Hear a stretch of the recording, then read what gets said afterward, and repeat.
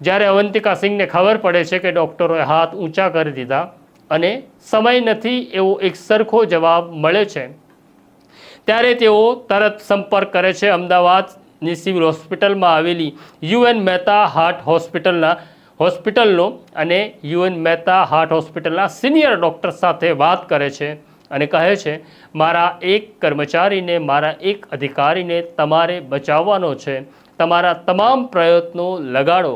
અને પછી બાબુ દેસાઈને અમદાવાદની ખાનગી હોસ્પિટલમાંથી યુએન મહેતા હાર્ટ હોસ્પિટલમાં લાવવામાં આવે છે.